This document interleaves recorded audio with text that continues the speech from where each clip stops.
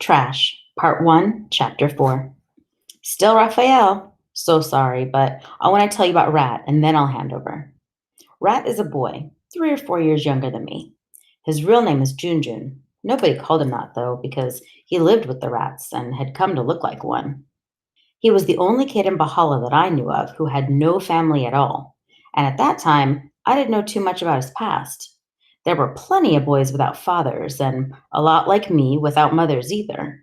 But if you had no parents, you had aunties or uncles or older brothers or cousins, and so there was always somebody who could take care of you and give you a bit of the mat to sleep on and a plate of rice. The thing about Rat was he had nobody because he'd come from someplace way out of the city, and if it hadn't been for the mission school, he'd have been dead. Gardo and I went back down the ladders with the candles. I'd put the bag under my t shirt and tried to hold my arm so it wasn't too obvious, but it was as if people didn't want to see me anyway. Auntie especially was looking away and shifted so she had her back to us both. We crossed the roadway and were soon deep in amongst the trash. I better say, the trash is alive at night. That's when the rats come out strong. During the day, you don't see so many, and they stay out of your path. You get a surprise now and then when one jumps up, and sometimes you get a good kick and send one spinning. Not often, though. They're quick, and they can dive, jump, fly, and squirm their way out of anywhere.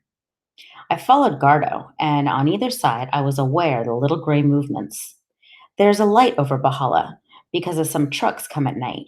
They've rigged up big floodlights and they're usually on. We'd gone left, right, over the little canal that just about gets through, stinking of the dead. And then off we went to a lane only the trash people use. No trucks, and not even many people. It was dead trash underfoot, and it was damp. You were up to your knees. Soon we came to one of the old belt machines, but this one was disused and rotting. The belt itself had been stripped out, and the wooden panels had been taken. It was just a huge metal frame rusting away. The arm that held the belt pointed up like a sky big finger, and now and then kids would climb it and sit in the breeze.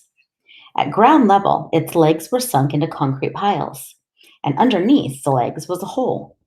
I suppose machinery must have been down there at one time because there were steps down, and they were slimy. Trash is often wet, and the juices are always running. Maybe the ground here was a bit lower. I don't know, but it was always muddy. We stopped at the top of the steps, and I called out, Rat! I called quite soft.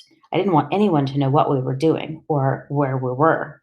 The problem was the kid couldn't hear me if he was down there, and I was pretty sure he would be. Where else would he be? Hey, Rat! I called again. I could hear the little cheeps and squeaks. Gardo was following me now because even though he's braver than me and stronger, he's not easy with rats. I'll kill one with my foot, but Gardo got bitten badly a while ago and his whole hand went bad. He'll kill him, but he'd rather stay away from him. I was halfway down the steps and a little one streaked up past me, then another. Rat! I called, and my voice echoed in the machine chamber. I got down low with the candle, trying not to breathe too deep because of the stink, and I heard him turn in his bed. What? He said. He's got a high little voice. Who is that? Raphael and Gardo. We got a favor to ask you. Can we come in? Yes.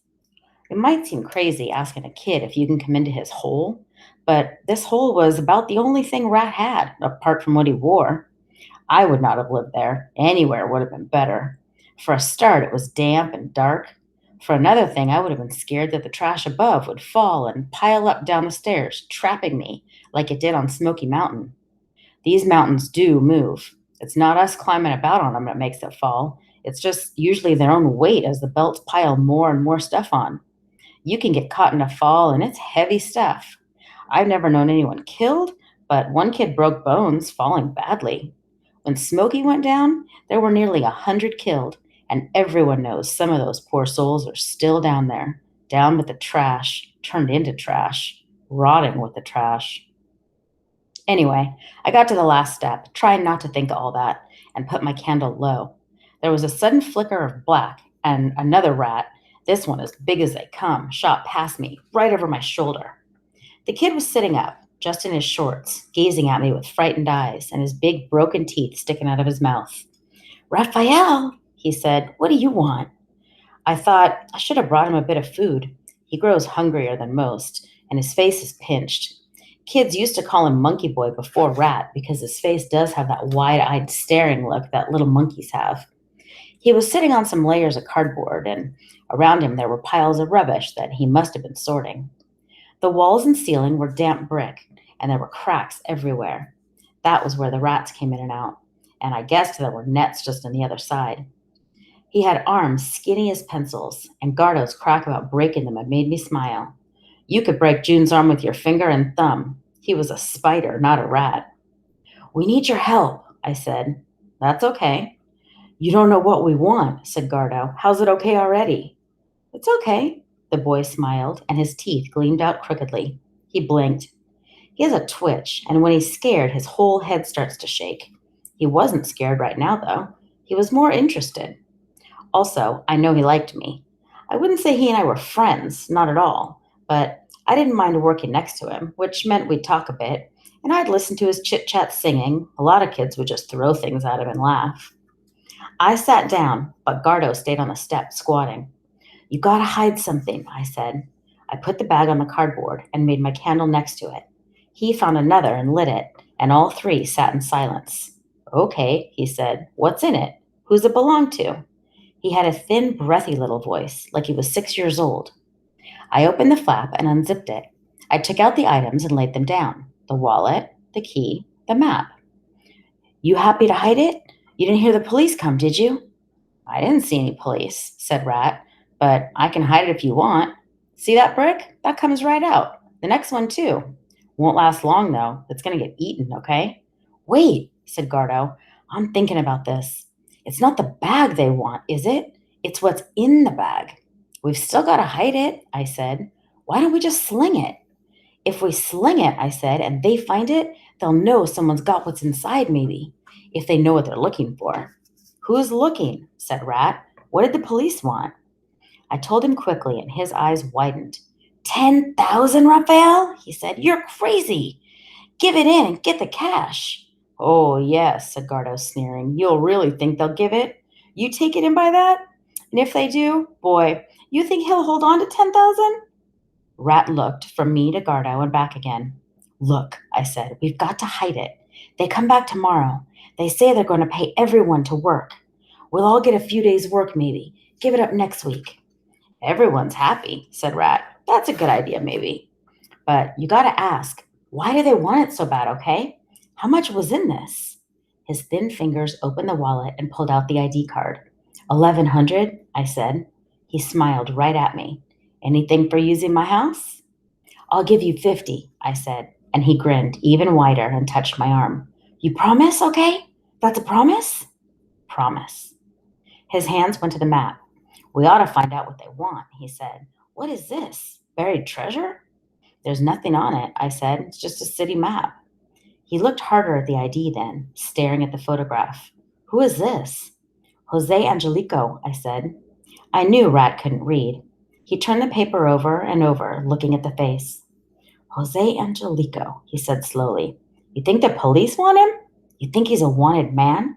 He looks nice enough. This his little girl? He was looking at the child, putting the faces next to each other. Maybe, I said. I don't know. He's rich enough to send her to school, said Rat. That's a school dress. What if he's been murdered, said Gardo. Maybe they're looking for his body, looking for the murderers, too. This could be part of something bad.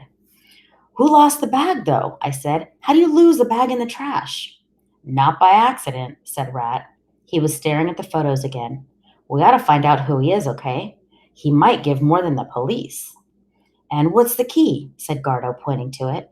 That's his house key, maybe? Maybe he's locked out of his house. Find out where he lives. Oh, no, that's not a house key, said Rat, staring. He hadn't noticed the key in the darkness. Now he picked it up and put it next to my candle. He looked up at me again. Oh, my. You don't know what that is, do you? Could be to a safe, I said. What is it, a padlock key? What the 101? You don't know what this is? Said Rat slowly. He was teasing us. I do. I'll raise you to 100. What? He was smiling wider than I'd ever seen him smile, and his broken teeth stuck out like straws. I've seen these so many times, okay? I can tell you exactly what this is and where it is. You give me that 50 now, make it 100 or you go no further. You know what it is? Really? Rat nodded. I pulled out some notes and counted them out on the cardboard. There was a skittering of feet behind the wall, and I heard something running right around the little room surrounding us. There were squeakings again. The place was alive. Gardo and I sat on, looking at Rat, waiting for his great piece of information. Central Station, he said softly. I lived there nearly a year when I first came in. I can tell you this for sure.